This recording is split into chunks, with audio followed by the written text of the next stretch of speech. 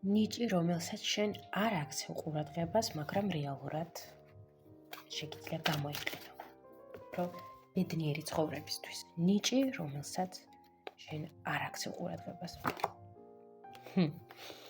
კვერთხების დედოფალი რეალურად შენში ძალიან დიდი ნიჭია, რაც უკავშირდება ეზოთერიას, ფსიქოლოგიას, ძალიან ძლიერი ინტუიცია გაქვს, ძალიან ძლიერი შინაგანი ხმა გაქვს, მაგრამ გარკვეული მიზეზების გამო ამას არ უთმობ შესაბამის დროს, ან საერთოდ არ ითვალისწინებ.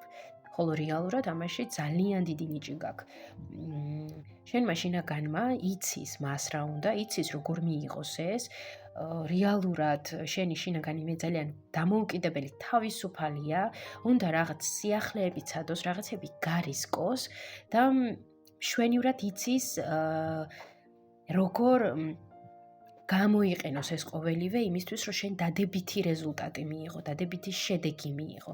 მაგრამ ამისთვის საჭიროა, რომ შენ ამის ირწმუნო, მიაქციო ამ ნიშს ყურადღება და გამოიყენო ის, რადგანაც ზუსტად ეს ნიჭი მოგიტანს სიხარულს, წარმატებას და სიახლეს.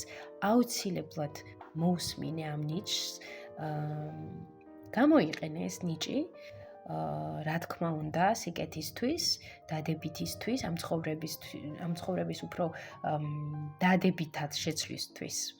და პირველ რიგში ეს ნიჭი გაგაბედნიერებს თვითონ შენ და მოგიტანს სიხარულს და სიყვარულს.